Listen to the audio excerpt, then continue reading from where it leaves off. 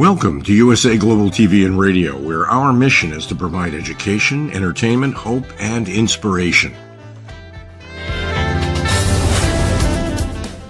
USA Global TV and Radio connects you with experts and audiences all around the world every single day to help you succeed in business and to live a richer life. Visit us at usaglobaltv.com to learn about career and life-changing training and mentoring programs like the Listening Mentor. Subscribe to our newsletter to stay informed about our special programs and offers. Discover how you can become a guest on one of our shows or a host or producer of a USA Global TV and Radio show of your very own. That's USA Global TV and Radio, where the doctor is always in.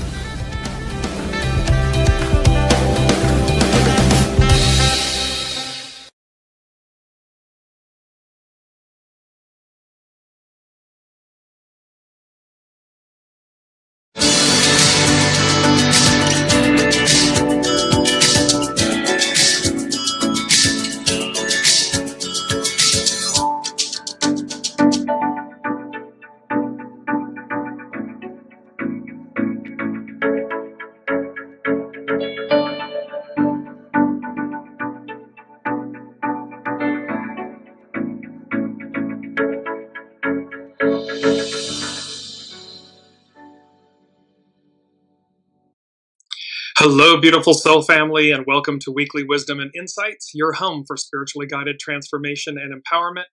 I am your host, Dearjames, and together with the unseen, spirit, source, and symphony, we look at the current energies, the intuitive insights, and wisdom, and we go as guided. Welcome, Olivia. Welcome, Alicia. Welcome from around the globe.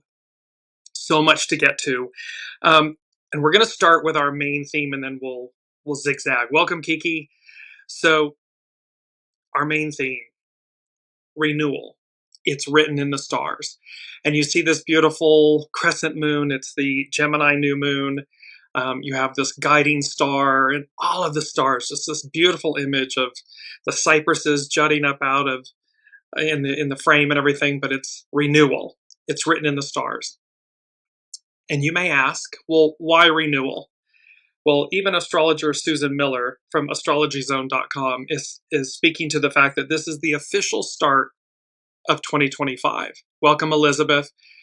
And why? Because when we began the year, when we ended 2024 and we began 2025, all of the personal planets, Mercury, Mars, Venus, and so forth, they were all going retrograde, one right after the other. And it's been pretty tumultuous and rough, and we just cleared literally all of those the interpersonal planets.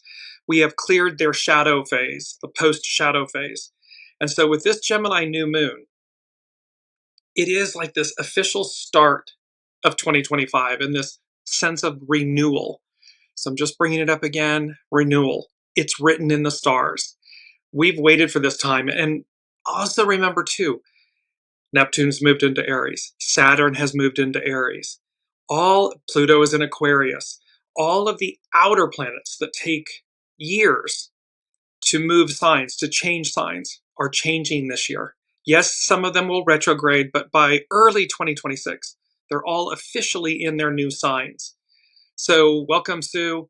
So this is really an exciting turn, a change, a changing of the guard, a turning of the page. So let's get to it. So main energies. We're working with nourished while waiting, patience. Lord knows we have had patience. So nourished while waiting, this critical mass, adjust, small restraint, surrender. We're going to work with hexagram 24, return, go back. Because when this is all about this return back to center, back to who we are, our true essence, our soul source connection, our soul, and about the conflict, letting go, let go of the conflict that prevents us from getting there. So now let's take a look at the astrological chart for this Gemini new moon. And as you all know, I read the astrology charts intuitively. I look at the dynamics in the center circle. And this, again, reinforced from last week, our umbrella effect. It's literally, if any of you, you have a garden umbrella and it's an offset umbrella, you have the big base at the bottom, the pole goes up, and then the umbrella extends out over, shading your seating area and everything. It's giving you, protection, comfort. It allows you to sit with the sun out but a cool breeze. That's what this Gemini new moon feels like. Note that we have these effects, the blue triangle in the center, if you will. Let's focus on that for a second. Far top right, if you will, is Pluto retrograde. Coming straight across, we're looking at Uranus. Go to the tip of the umbrella, we've got Neptune and Saturn.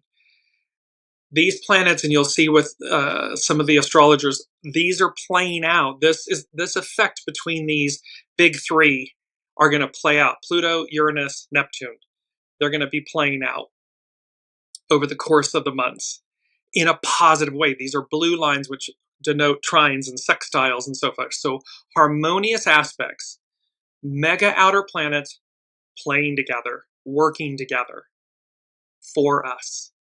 And then what I love too about this is, the pole that is holding this up, that is giving it, at the base of the pole is Mars in Leo. It is trining Venus, the ascendant, lot of fortune.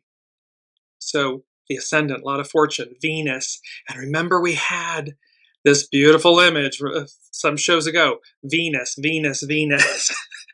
So here's the divine feminine leading the way, working in this harmonious aspect, this harmonious trine with the ascendant, with the lot of fortune, and with the divine masculine, Mars, at its base. So here's the astrological influences, and I just thought this was so fascinating. So yes, we had Saturn in Aries. Mercury entered Gemini, which is where Jupiter is right now. And then of course, it's the new moon in Gemini. So the sun and the moon are also in Gemini. And then coming up, we have the Sun, Mercury, cazimi. And remember, a cazimi is where the planet Mercury, in this instance, Mercury, is in the heart of the sun. So it burns away all of the old layers. It's like being in the forge. So, and Mercury is how we communicate. It's our thoughts, our words, communications, mechanics, things that are celluloid film, things of this nature. So that all gets refreshed. It's like the phoenix, and you'll see how that plays in a minute. And we also have a very important CHIRON-ERIS. So Chiron, the wounded healer, Eris, the goddess of discord. They're conjunct. It's going to be the first of 3 times. This number 3 influence is going to be big. 3s. And that's occurring again. It's coming up. Well, it just happened yesterday. So, but that's going to perfect 3 times coming up. And so, pardon me, I skipped it. From the unseen for these astrological influences of this Gemini new moon, parachuting to paradise. I thought that was so interesting. And then the trifecta effect. Well, parachuting to paradise. A parachute. To float down safely through the air from a great height. To be brought in suddenly to help an organization or a situation. This can refer to individuals like consultants or executives who are brought in to provide expertise or leadership. So this parachuting in, parachuting to paradise. So it's like a soft landing. The parachute allows a parachutist jump out of a plane. No, thank you, but how wonderful for those that do. But it allows that individual to land safely. It's also this part where someone parachutes in, or you get the golden parachute as an executive. Well, this is the unseen, as above, so below. All these planetary goodies parachuting in. Paradise. An ideal or idyllic place or state of extreme beauty, delight, or happiness. A state of supreme happiness, bliss. A place or condition of great happiness where everything is exactly as you would like it to be. In some religions, heaven as the ultimate abode of the just. Eden. So we have this parachuting in, this paradise. So parachuting into paradise. We're talking about how this Gemini new moon is the official start, if you will, to 2025, to this major shift. And yes, some of the major planets are going to go back and finish up business, tidy up, before they officially launch into this permanent new. However, it's about parachuting into paradise. And think about this, how, again, it's about individually. It's about us releasing the old, emptying the vessel, letting go of the old identities, labels, scripts, stories, truths, these things that we tell ourselves that we're even unconscious of. Are we aware of the words, of the mindset, of the mentality that comes out of our mouths, that we live by? It's about say yes. This Gemini new moon, this official start to 20, and it's more than 2025. It's this official start to the new. Our mantra could be say yes. So, because there's an idyllic or ideal place or state of extreme beauty, delight, or happiness that we will live in, reside in, the trifecta effect. And by the way, just to show you why this came up, you see from Pluto over to, it's aspecting not only Uranus, but Mercury, the sun and the moon, the Gemini new moon. So it gives this three effect. It's three-pronged. Well, this is the same effect.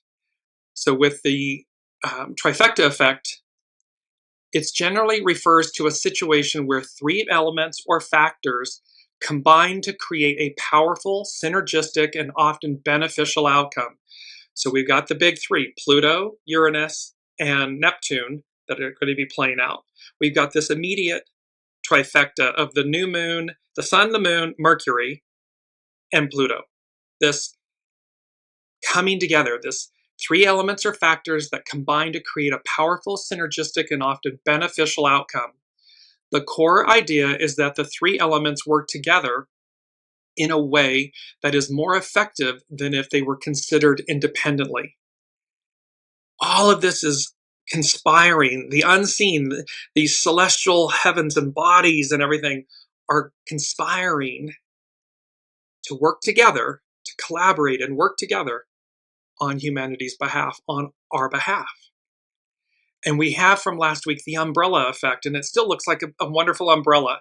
And that had to do with Saturn entering Aries. And the umbrella effect, in essence, refers to a phenomenon where a dominant force, entity, or principle creates a protective and supportive environment that extends benefits to others. This is the unseen wanting for us, protecting us, shielding us. It's the umbrella, shielding us to create a protective and supportive environment that extends benefits to others, to all. It's what's on tap. It's what's on offer. I just want to go through, before we dive into all of the meat of it, so to speak, and just run through our mantra. It's time to break free. It's number one from the unseen. It's the song by Queen. The lyrics to the song is, I want to break free. What the unseen said was, it's time to break free. So I'll post the song in the Facebook thread on the Dearjames Facebook page. It's just, when you hear the lyrics, it's time to break free. That's what they're talking about. Here again, the crescent moon. And this is a beautiful image. Astrology by Lauren is using it. And it is a beautiful image that is called Spring Scattering Stars by Edwin Blashfield.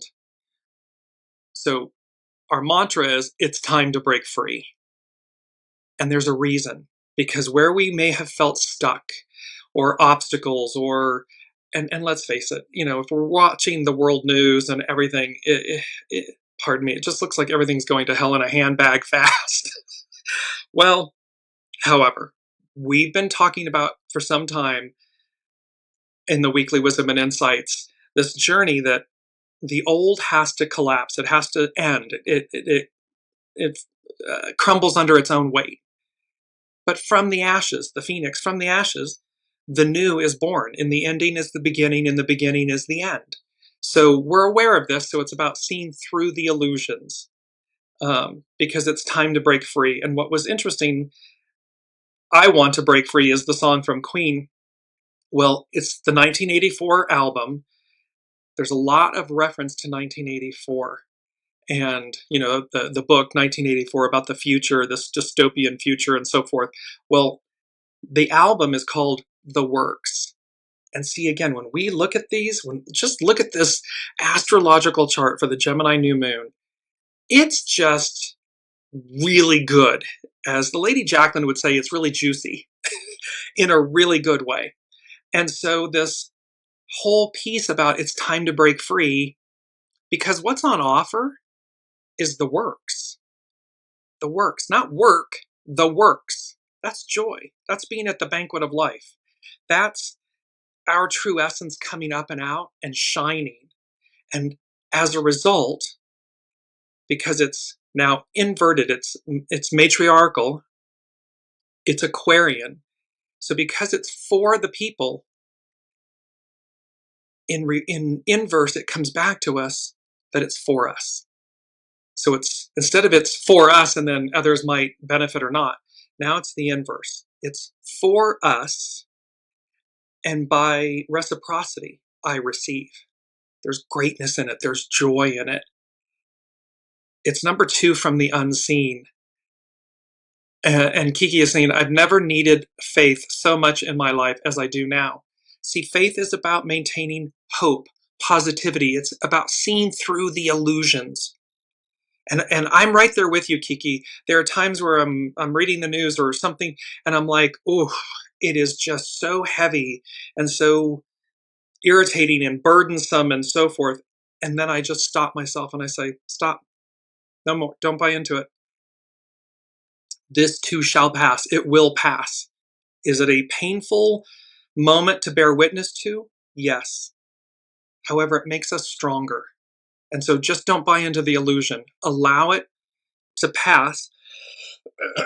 Pardon me. Had a tickle. Because it's number 2 from the unseen.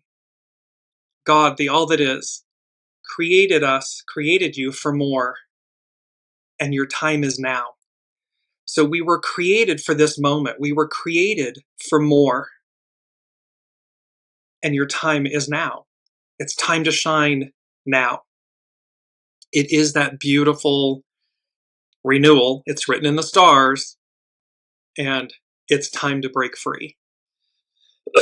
Pardon me. And it's about, and let us break free from past restraints, past obstacles that are self-imposed. They are stories and scripts and identities and labels and truths that we're telling ourselves. And yet that's an illusion, because when that's all stripped away, if you were standing naked in an 8-lane highway with all high beams on you, at your center, you would be your natural innate self, pure, empowered, full of vitality. You were created, God created you for more, and your time is now. That is what the unseen is saying to us. Our time is now. So where there are those that are attempting to, rewind the clock, it's futile. It will not last or sustain itself.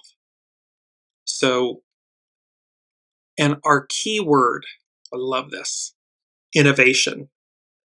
And you see all these gears and mechanisms, and you'll see why they tie in with another part of our theme and our energies for this Gemini new moon. And so, innovation, a new idea, method, or device, or the use of new ideas and methods. See, this is a new time. This is a new time for us. And so again, it's about releasing the past. Let go of the past. Stand in the present future, the present moment, and be open to receive what's new, what's coming in for you.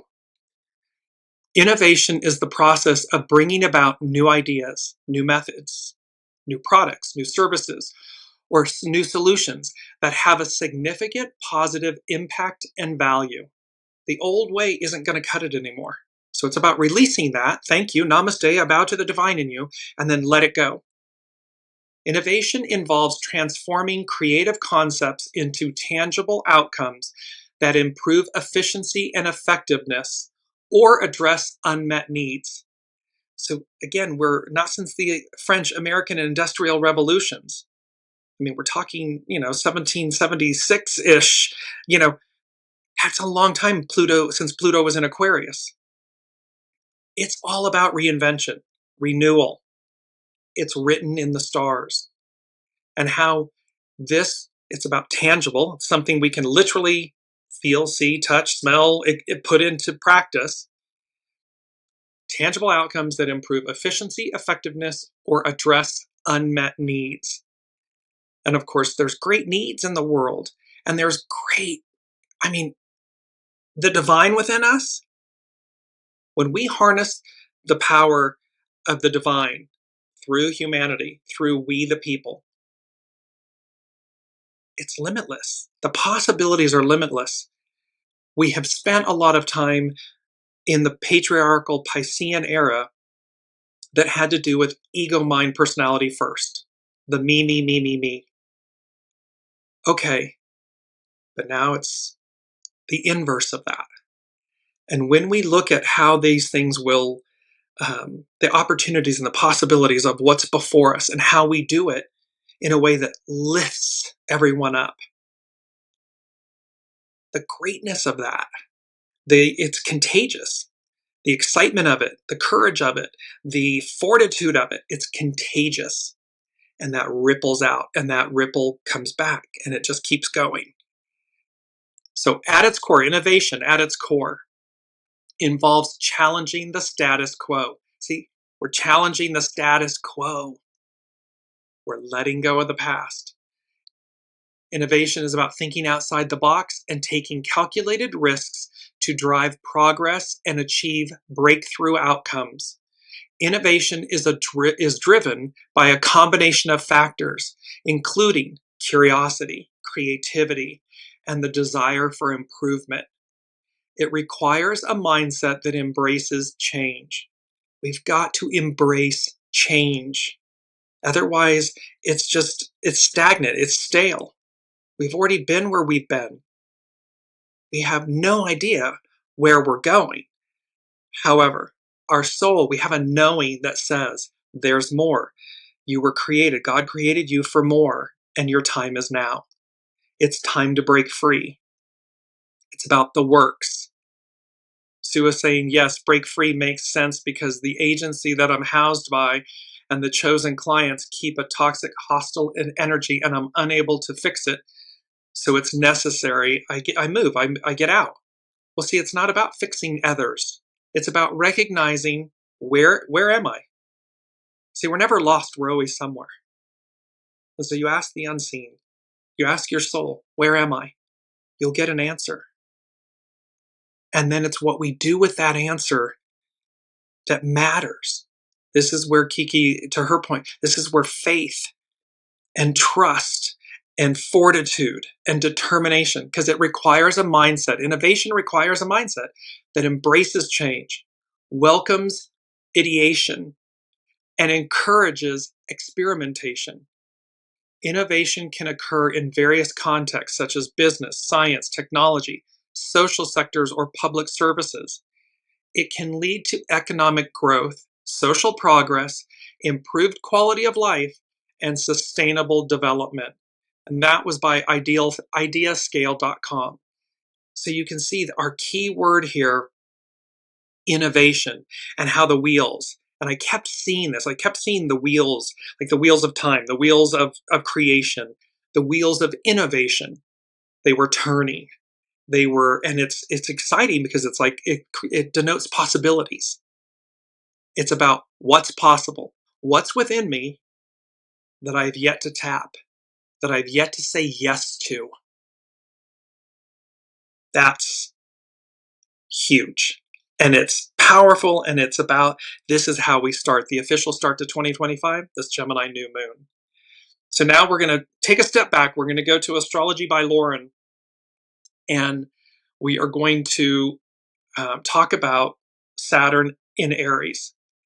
She begins with a quote by Joseph Head. When the phoenix is reduced to ashes, one glowing spark signifying the immortal being is supposed to remain. And from this, the new life is evolved. See, it's from the ashes. It is the phoenix rising. This is our time. So the old ends. It's the phoenix reduced to ashes. And yet there's one glowing spark that signifies the immortal being, our soul, our essence. And this is about ourselves individually and collectively. Because we can have our own personal phoenix, our own personal reduced to ashes moment. That's a good thing. Yes, there might be melancholy and all this good stuff because we're letting go of things, releasing things, to Sue's point, this letting go of a place to move forward. And yet, this is where we have the opportunity to be renewed, reborn. So, Astrology by Lauren. On Saturday, May 24th, Saturn enters Aries. It changes signs every 2.5 years, but it only enters Aries, the first sign of the zodiac, once every 29 years. As she wrote this, Saturn is at its very last degree, so this was just a few days ago. The very last few minutes of Pisces. We are being prepared to gather all the wisdom gained, all the experience, all the hard knocks and achievements from this previous era, Saturn in Pisces, and bring them with us as we embark on this next leg of our life's journey. We've spoken a lot about we don't throw the baby out with the bathwater. We take the best of it. We release what no longer serves. We maintain and bring with us the purity, the best of the best. And we move forward. We embark on this next leg of our life's journey. It could feel a bit like we are leaving wisps of our lives behind us, that there are mere remnants of a lifetime's dreams still to be pursued. But actually, what this is not an ending, but a new beginning. A new journey with new expectations, new potentials, and different aspirations. As Saturn enters Aries, we are about to establish a new normal. Neptune entering Aries at the end of March was like putting an unrestrained filter on Aries stuff. We can do anything. There are no limits, no boundaries, no consequences. We can reach for the stars. Renewal, it's written in the stars. Then Saturn comes along with lifetimes of 29-year cycles, accumulated wisdom, and merely says, not quite. However, this time they're co-presenting. Saturn will walk with Neptune, which means they are going to be influenced. And remember, it was that regenerative humbling. So there's an aspect about this time around that for me intuitively, not as an astrologer, but as an intuitive, that says this time's different. So here, Astrology by Lauren, she continues, it could feel like cognitive dissonance. A part of us assumes that things will always be as they have in the past, that you and your life will never change.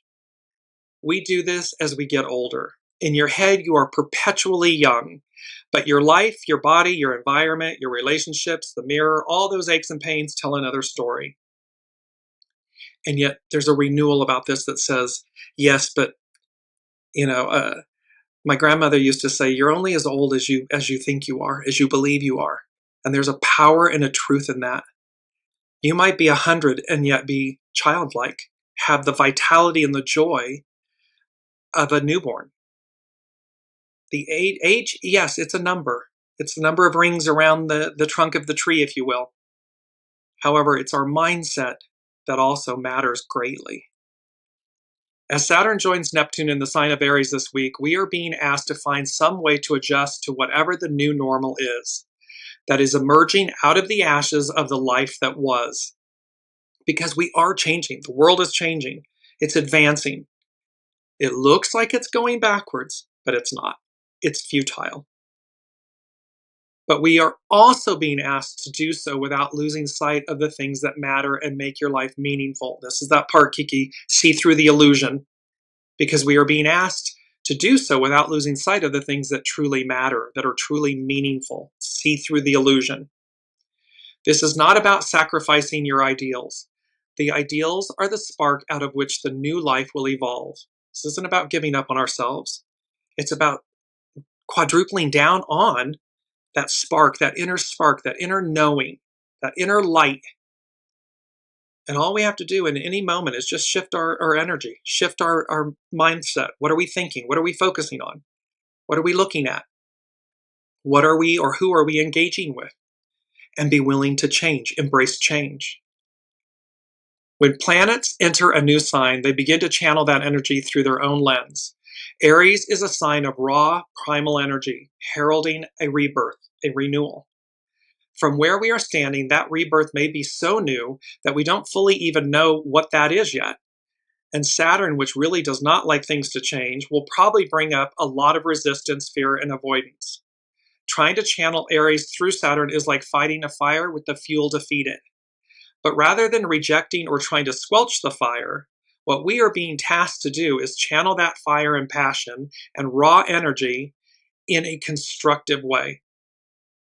Listen to your soul source connection. Ask the unseen for guidance in any situation. Ask, and then you'll feel it. You'll get a knowing. You'll get a word. You'll have a whole story or picture. And then go as guided. Make goals, create a plan, be strategic. And in this way, make Saturn work for your vision, not against it. Saturn with Neptune, they're going to be working together. They're co-presenting. And Saturn in Aries is typically in its detriment, its fall. In this way, and this was just Colleen, who's one of the fellow travelers in our Weekly Wisdom and Insights journey, there was an importance that she made a point, a question, post on the follow-up for the show. And the point is, what the unseen was saying about Saturn in Aries in co-presenting with Neptune, we can receive something of greatness, something just joy-filled. It will still represent regenerative humbling because it's what we do with it that matters. Do we take something and say, oh, look at me, how wonderful and how grand I am and how important? Or do I recognize the profound gift given, something so extraordinary, and I do so with humility and grace? We the people, the Aquarian age, that we walk in this humility, that's regenerative humbling. Equally, when we receive something bad, it's a fall from grace, a fall from on high. We're too full of ourselves, which is a return. We're going back to center. We've got to, it's about, making the strong weak and the weak strong, if you will. That's a regenerative humbling. Both exist. It's where are we? So Astrology by Lauren. Just before Saturn enters Aries on Saturday, this was this past Saturday, Mercury makes its last conjunction to Uranus while still in the sign of Taurus. This could bring a stark awareness that we are not in Kansas anymore. Through a series of surprising events and twists and turns, we notice a shift in the air.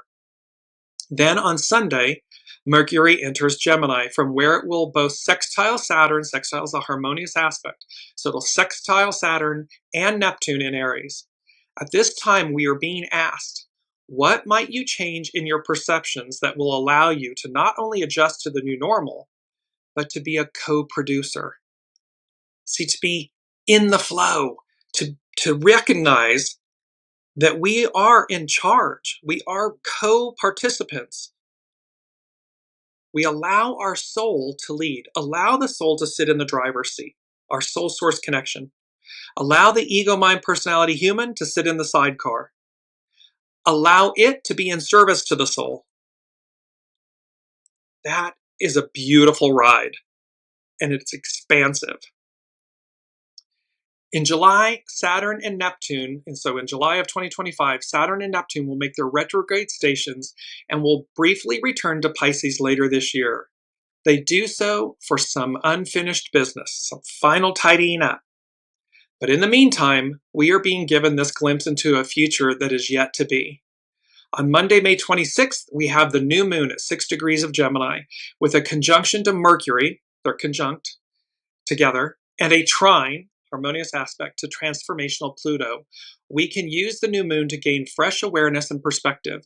Saturn entering the first degree of Aries in the first sign of the zodiac is about new beginnings, as is the new moon, the Gemini new moon, which can assist us through this process. The new moon in Gemini can be used to bring clarity and understanding. It's about taking that pause to gain wisdom, clarity, truth. Not a truth, not to Sue's point where we're talking about how I'm unable to fix them. We don't need to fix others. We only need to tend to ourselves. Know what's right for us and go as guided. Go forth and conquer. So the new moon in Gemini can be used to bring clarity and understanding. Gemini is an inquisitive sign, anxious to discover what may be waiting for us on the other side. Saturn entering Aries can bring a little resistance to change, a longing for the things we are accustomed to and always assumed would be there. And this reminds me, it's like when you move to a new location or a new place or you begin something new. There's always kind of a little bit of a longing, a melancholiness for what was, where you had been. And this nervousness and a little anxiety, nervousness, trepidation or whatever for the new. And then yet months, minutes, weeks, whatever days later, you start getting you get that feel, you're getting the newness in a sense is wearing off. Well, guess what happens? All of a sudden you hit the ground running. You're like, oh, look at all of this. And then you literally you say yes, and you say, well, what's new here? Who are the new people? What's the new job? What are the new responsibilities? What are the new opportunities? That's what Astrology by Lauren, this is what she's speaking to. Because that Gemini new moon speaks to, well, what's been waiting for us on the other side. Saturn entering Aries can bring a little resistance to change. It's a longing for what we're accustomed to, but it's assumed that it would always be there. But the Gemini moon does not resist change. It observes, flows with, and becomes one with it. And in this way positions us to be a co-collaborator for what is yet to be. Therefore, may we all strive to become the change that we wish to see in the world. Become the thing that you wish for, that you hope for, that you want. Be it. Emulate it. It's Wallace D. Wattles. Small acts in great ways leads you, delivers you to the person, the place, the thing that you want to be. It's that you wish to see in the world. Astrology by Lauren, she concludes with a quote from Krishnamurti.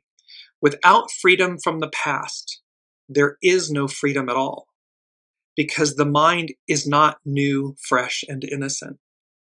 It's our mindset. It is our ego, mind, personality. It is getting the ego to let go of the past, to have a fresh new mind, an innocent new mind.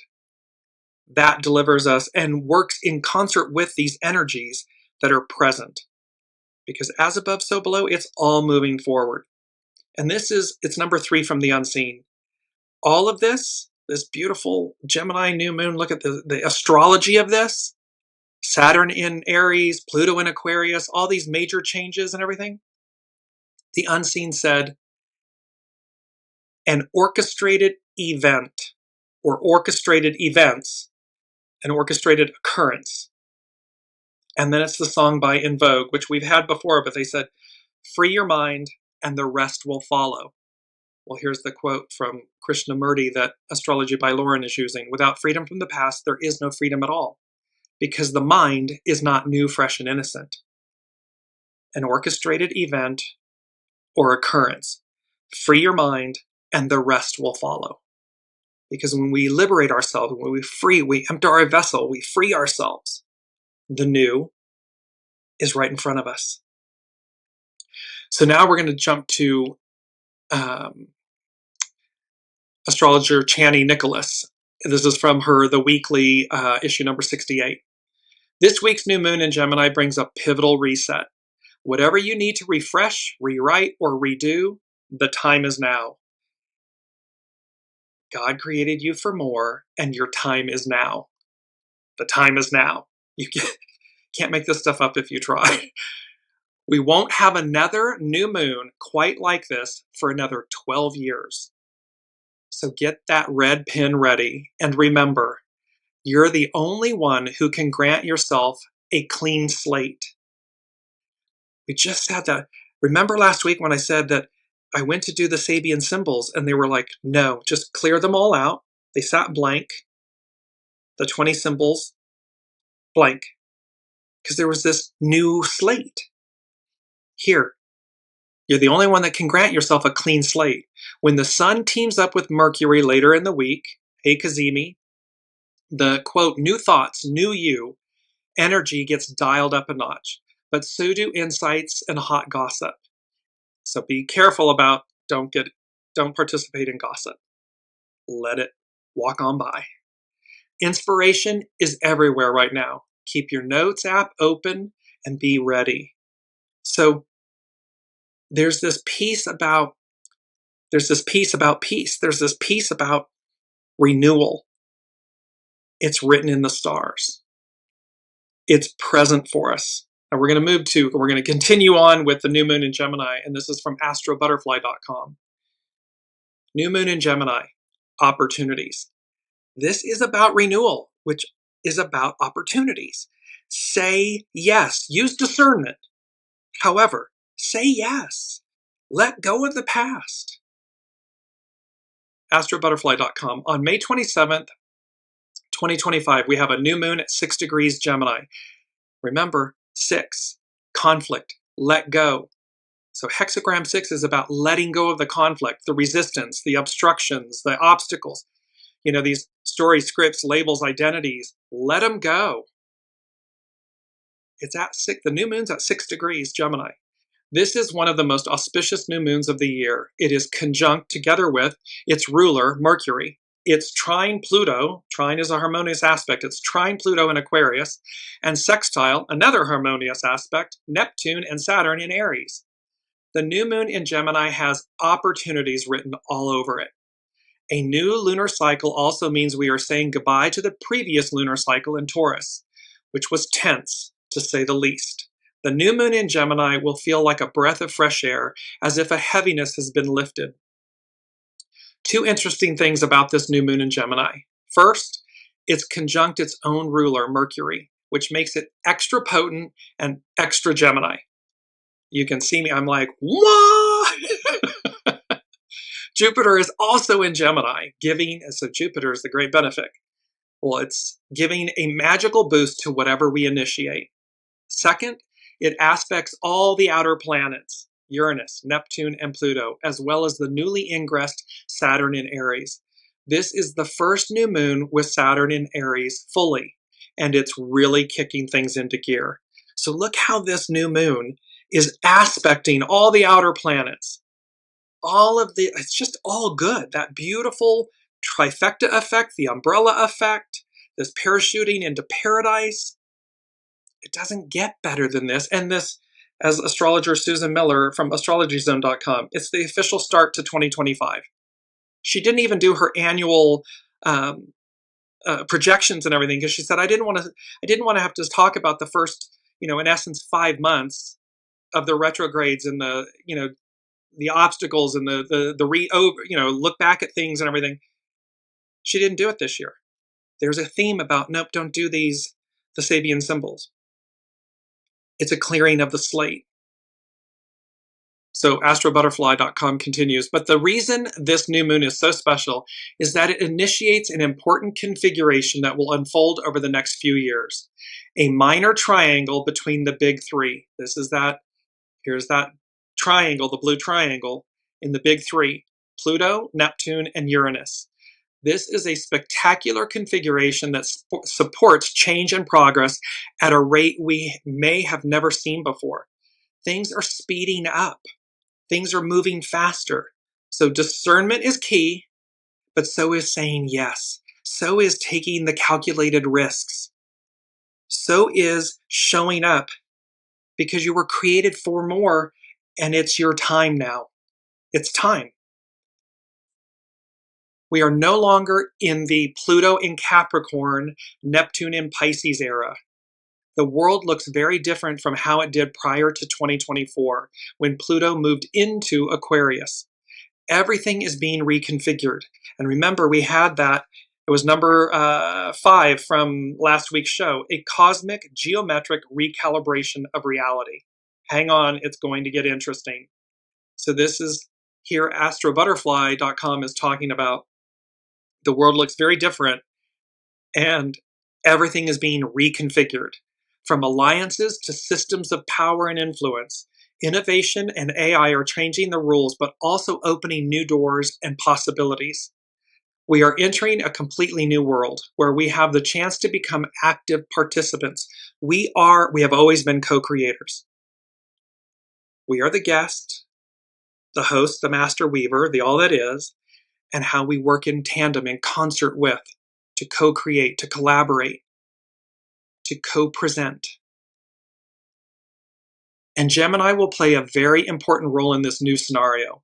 Jupiter has been turning Gemini into a prime venue for growth, paving the way for Uranus, which enters the sign in July of 2025, to really accelerate innovation and change. Uranus, the higher mind. Expect the unexpected. It's rapid movement, unexpected change. This shift from Earth to air, so Capricorn to Aquarius, Taurus to Gemini, means we are becoming less focused on earthy, tangible concerns like material accumulation or survival, and more attuned to how we connect with others and how we express ourselves. See, and it's air over water. We had that many shows ago, this air over water and the living waters, air, the fluidity of moving fast, quickly, in being in the flow. Success and happiness will no longer be measured by the size of our bank account or the stability of our assets, but by our social connections, how much we stay active, and how we contribute to this new world to make it a better place. Saturn and Neptune in Aries. See, they're co-presenting Saturn and Neptune in Aries. How do we do this in a Gemini way? We expand our horizons. We learn new things. We stay curious and open. Gemini is our interface with the world. It's where we take in bits of information, bits of inspiration, and from there build something new. Chances are that most opportunities in our lives, even if you didn't recognize it at the time, have come to you through some sort of Gemini activity. The Sabian symbol of this new moon is a well with bucket and rope under the shade of majestic trees.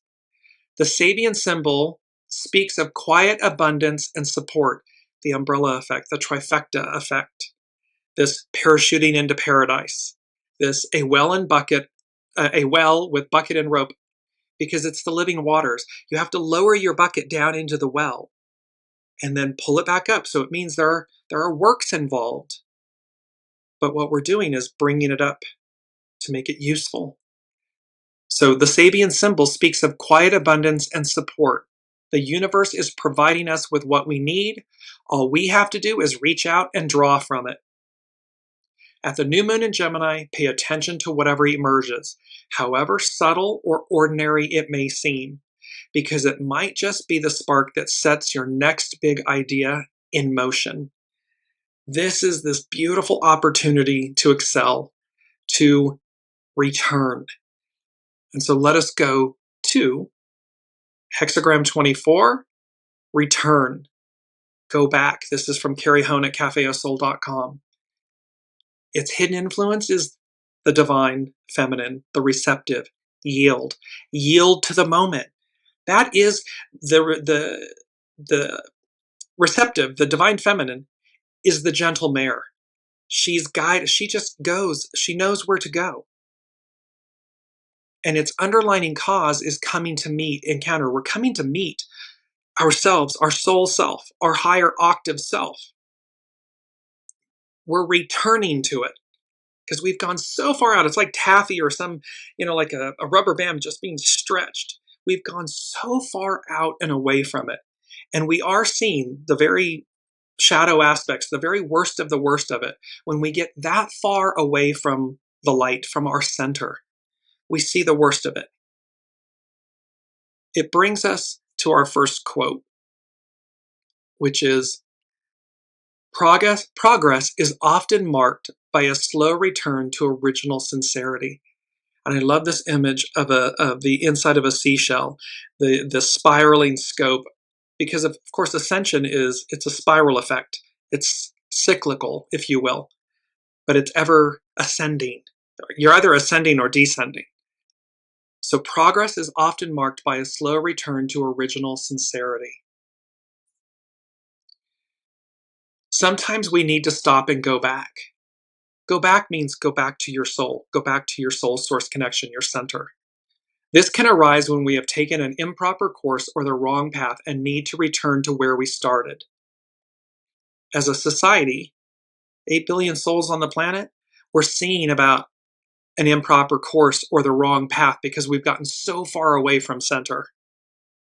Other times we can get so far away from who we really are that return is necessary to reconnect with the core part of us that has remained unchanged over time.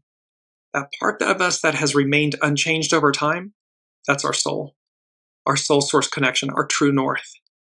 It knows. It never leads us astray. Ego, mind, personality, human, beg, barter, steal, negotiate, lie, you name it. The soul sits at true north at 12 o'clock, high noon. It stays there, unwavering, undeterred, patiently waiting.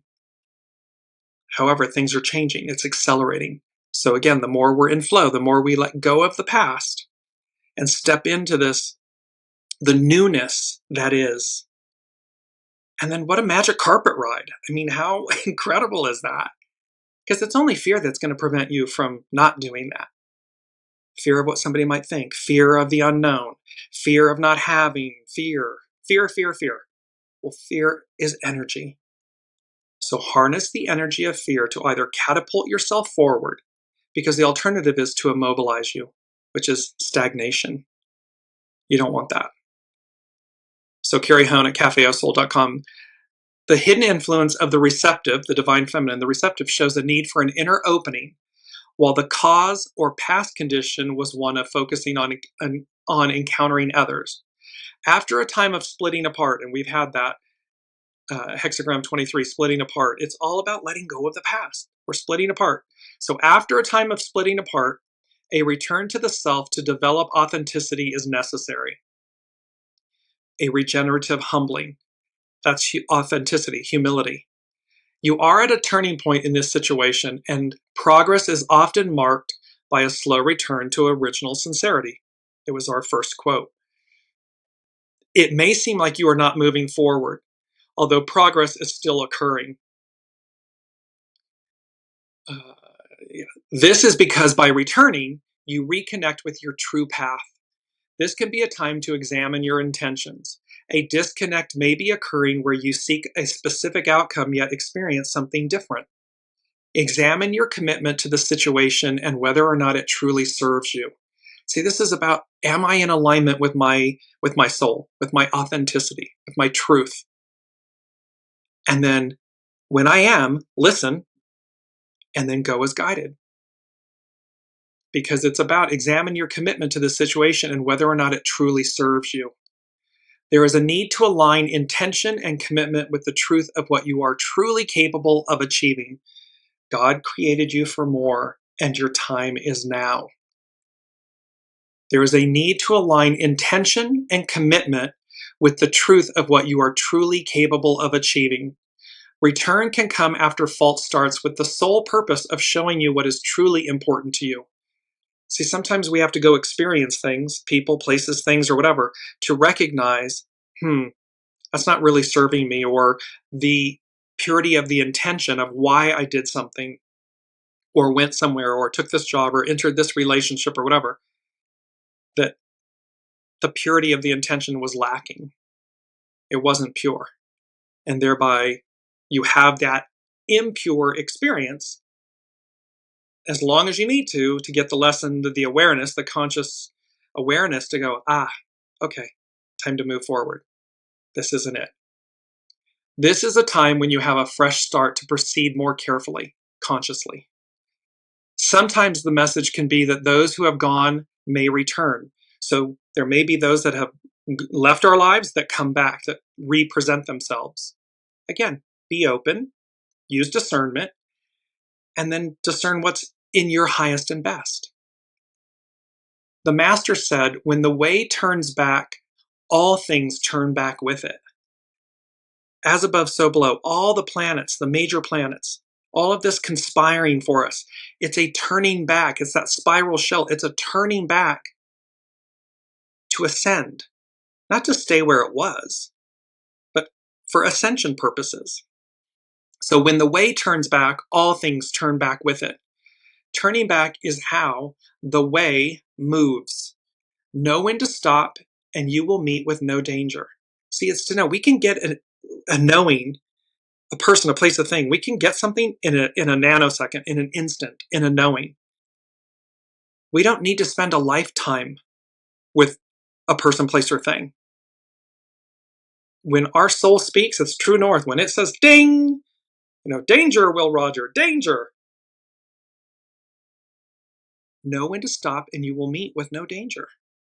It's to know, but you have to override, because what happens? The ego, mind, personality comes in and says, "Oh, no, I can, I know, but I really want this, or I can, I can put up with this." Or the ego, mind, personality, the human, negotiates, barters, tries to tell you differently, and there's your soul, source connection, your soul, true north, going, "Hi, hello, this is." We can get that in a nanosecond and walk on by. So, in conclusion, with Carrie Hone, hexagram 24 return at cafeosoul.com, thunder within the earth, the image of a turning point. We are at a turning point. The arousing thunder stirs the receptive earth and represents the receptive earth, Mother Earth, the maternal in us, the matriarchal internal, the divine feminine in us.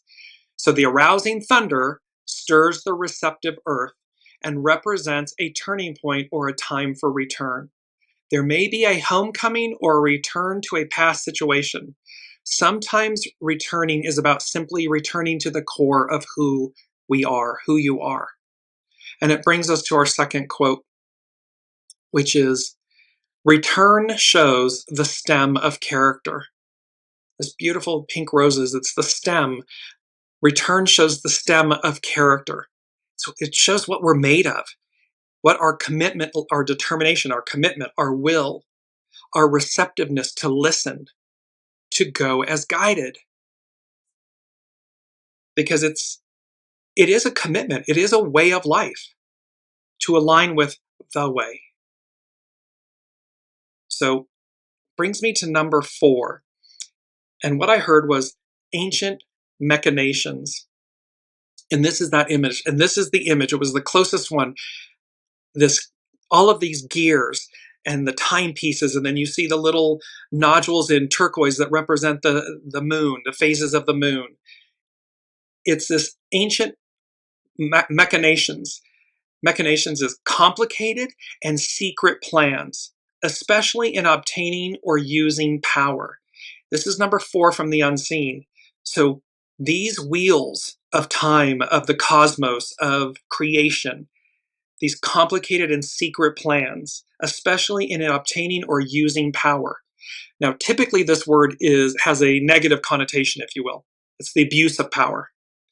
It's being sly and deceptive and so forth. The way the unseen means it in number 4 is that these ancient machinations, these complicated and secret plans, especially in obtaining or using power, they're turning, they're shifting, they're ascending, they're moving upward. We're going back to return. We're going back to where we began, an octave higher. It's matriarchal. It's Aquarian. It's we the people. It's our soul source connection leading and driving. That's the force. All else works in concert with and in service to that. And last but not least, it's number 5 from the unseen. And we've got North Point Journal too, so I got to get all of this in. So it was about rewrite the stars. And it's a song from The Greatest Showman. It's the third promotional song before the movie was released. The song is an aerial duet between two of the characters, Philip Carlyle and Anne Wheeler. The two are in love, but destiny seems to keep pulling them away from each other. Lyrically, the song takes on the subject of controlling their own fate and not letting the stars, air quotes, the stars, the stories they are destined to live, tell them otherwise. It means, like, again, sometimes it's like, well, what does society say? Or what does the people in our lives say? Or, how are we allowing those stories or our own stories, scripts, identities, masks, labels to tell us how we're destined to live and tell them otherwise? And believing that even though they love each other, no one can write the stars or do the impossible. And yet that's exactly what happens in the movie. They rewrite the stars. They face the obstacles, the current, ego, mind, personality, human aspects, these things that are blocking us. And they rewrite the stars. And then they came right behind that, and 5 denotes change from the unseen. So here, what if we rewrite the stars? And then they said, it's all in the plane. It's all in the plane is a book. It's the title of a book written by Shirley MacLaine. The 5th volume in one of the most extraordinary personal odysseys of the 20th century. Oscar-winning actress, social activist, singular entertainer, and best-selling author, Shirley MacLaine has the courage to be both candid and controversial. She's showing up. She's saying yes. She has the courage for the moment to rise to the occasion. In this book, she casts herself in her most challenging role yet, as seeker of personal and metaphysical truth. She wants to know the truth. She's facing herself, her spirituality, her humanness, her ego, mind, personality, her soul. It began in Peru 10 years ago and ended in Peru 10 years later. But the steps along the way were the real story. See, it's always about the journey, not the destination. In filming the miniseries Out on a Limb, Shirley MacLaine was forced to recreate herself 10 years earlier, to journey back from Malibu to London, from Sweden to the mysterious landscape of Peru, to the places, the perceptions, and profound emotions she experienced then. She was facing herself.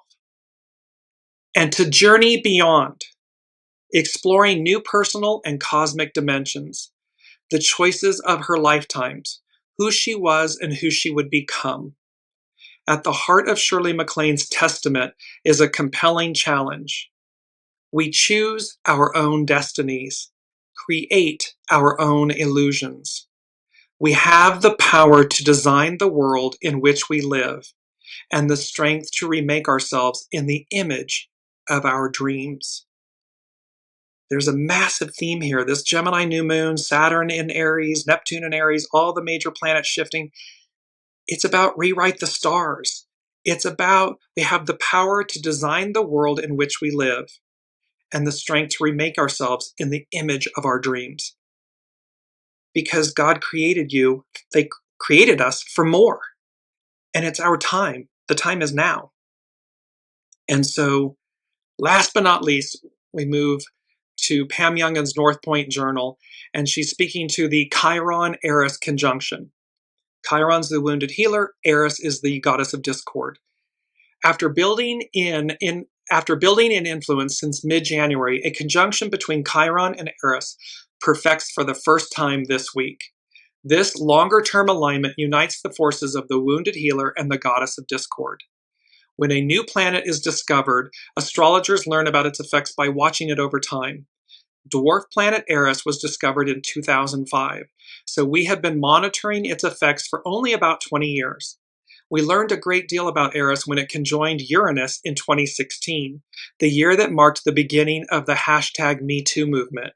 We now understand that Eris in Aries is an instigator, bringing truths to light that stir controversy and ignite the fires of change. Together, Chiron and Eris reveal uncomfortable realities and stir painful emotions. They reveal traumas and their causes and expose wounds so that they can be seen, treated, and ultimately healed. Renewal, it's written in the stars. Historical references, Pam Youngins continues.